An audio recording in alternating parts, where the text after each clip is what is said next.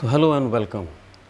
So today we are deliberating on another interesting standard. Standard 1110 and its another part which is 1110A1. This standard basically deals with the organizational independence. Let's put some probing questions, and by the time we'll conclude this video, we'll be having responses to all these questions. So, our questions are: how organizational independence is established and achieved? What functional reporting is? What a chief audit executive should do if a board does not assume functional oversight duties? When internal audit activity will be considered as free from interference? And what is the benefit of unrestricted access to the board? How frequently organizational independence is discussed with the board?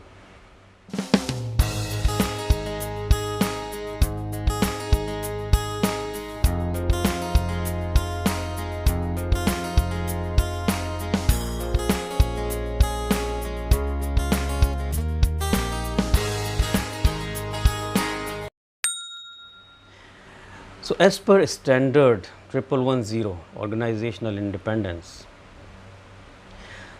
the chief audit executive must report to a level within the organization that allows the internal audit activity to fulfill its responsibilities. The standard also requires that the chief audit executive must confirm to the board at least annually the organizational independence of the internal audit activity. So, let's see the interpretation of standard 1110.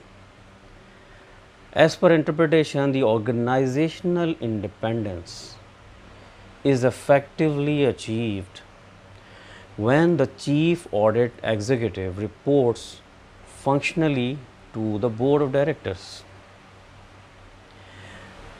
Let's check some of the examples given by the interpretation of functional reporting to the board, which involve the board approving the internal audit charter,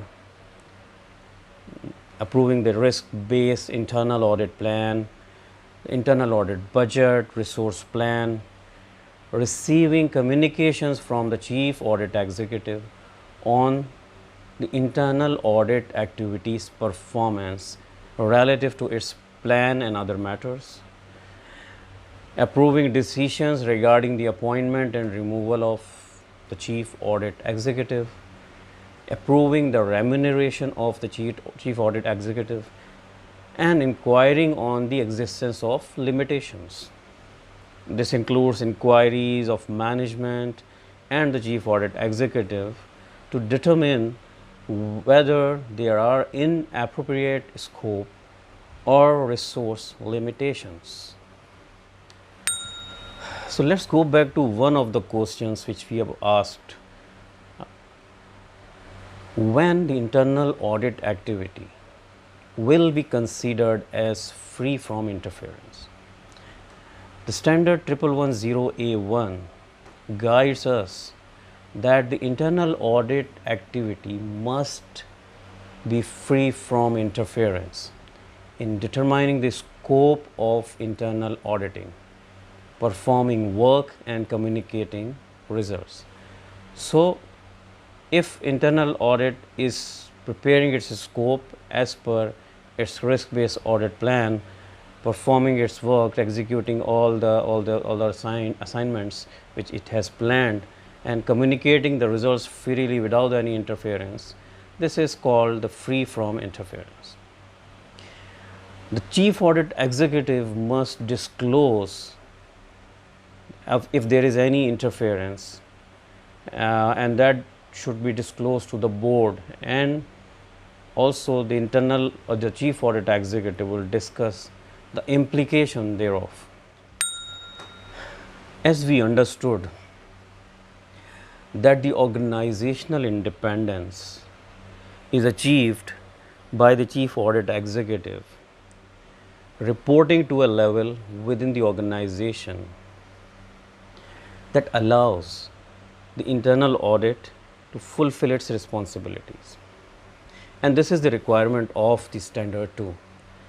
Therefore, it is necessary to consider the organizational placement or positioning of internal audit and the supervisory oversight and reporting lines of internal audit to ensure organizational independence.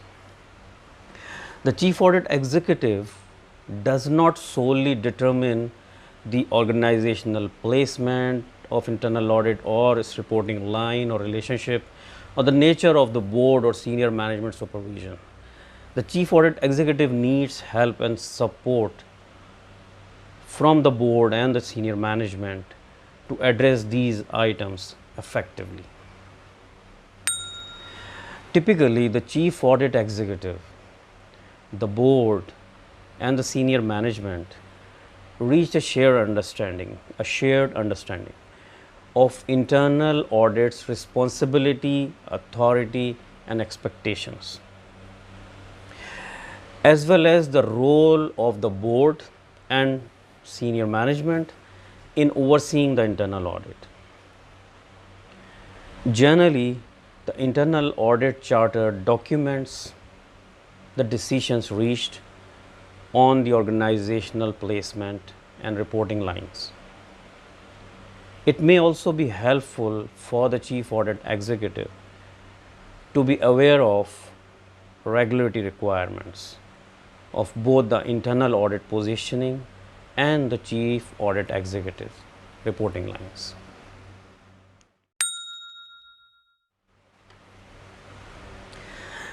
Considerations for implementation of the standard. As we have learned that the chief audit executive works with the board and senior management to determine the organizational placement of internal audit, including the chief audit executive's reporting relationships. And this is what repeatedly we are discussing around this independence topic from the previous video and this video. Generally, a chief audit executive also has an administrative dotted line, reporting line to a member of the senior management, and a functional reporting line to the board, which provides the chief audit executive direct access to the board for sensitive matters that enables sufficient organizational status. And it also ensures that the chief audit executive has unrestricted access to the board, typically the highest level of governance in the organization. Functional oversight. The functional oversight is an interesting segment of this topic. This requires the board to create the right working conditions to permit the operations of an independent, effective internal audit activity. As noted, the board assumes responsibility for approving the charter, internal audit plan, budget, resource plan, evaluation of compensation of the chief audit executive, the hiring and firing, we know that. Further, the board monitors the ability of internal audit to operate independently. It does so by asking the chief audit executive and the members of the management questions regarding the internal audit scope, resource limitations, or other pressures or hindrances on the internal audit.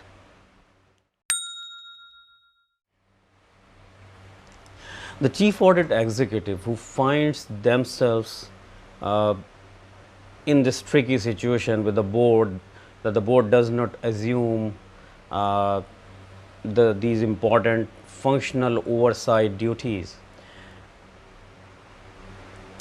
The Chief Audit Executive may share Standard 1110 with the board and also recommend the governance practices, including the board responsibilities, with the board to pursue a stronger functional relationship over time.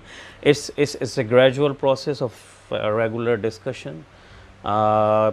Maybe Chief Audit Executive can facilitate the board oversight by sharing the routine activities, providing the board with performance updates, generally at a quarterly meetings of the board.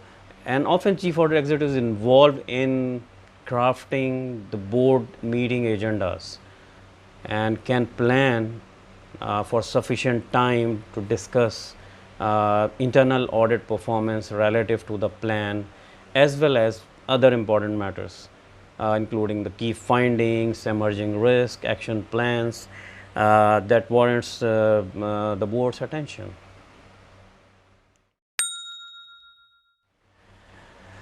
Further, to ensure the organizational independence is discussed annually as required by the standard with the board.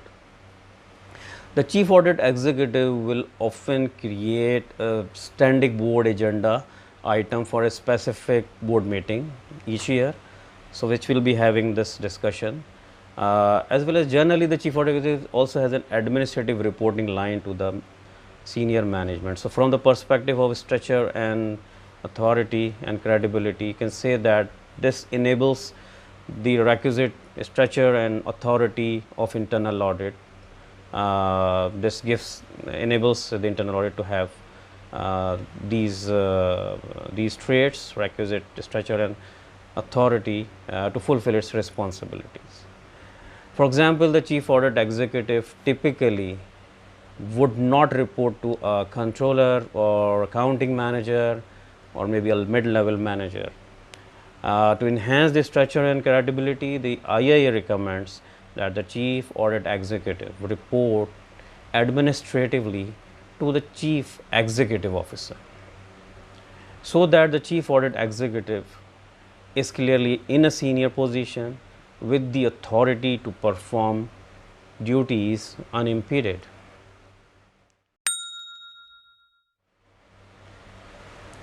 So let's see the considerations for demonstrating conformance. There are several documents that may demonstrate conformance with the standard, including the internal audit charter and the audit committee charter, which would describe the audit committee's oversight duties, the Chief Audit Executive's job description and performance evaluation, would note the reporting relationships and supervisory oversight. If available, the Chief Audit Executive hiring documentation may include who interviewed the Chief Audit Executive and who made the hiring decision. Further, an internal audit policy manual that addresses policies like independence and board communication requirements, or an organization chart with reporting responsibilities may demonstrate conformance. Board reports, meeting minutes, and agendas can demonstrate that internal audit has appropriately communicated items such as the internal audit plan, budget, resource plan, performances, and the state of the organizational independence. So concluding, the previous video we discussed the standard on independence and objectivity, and this one is organizational independence. More or less covers the subject of independence. Both are very interesting, a lot of overlapping information in both of these, but it is very interesting, and it clarify your thoughts and the boundaries of internal audit, and the boundaries where the internal audit is being biased, where it is impairing its independence and objectivity. So internal audit needs to understand those scenarios and situations which he may fall into. Thank you so much for joining in. Please do like and subscribe my video, and I'll keep posting new videos on different topics. Thank you so much.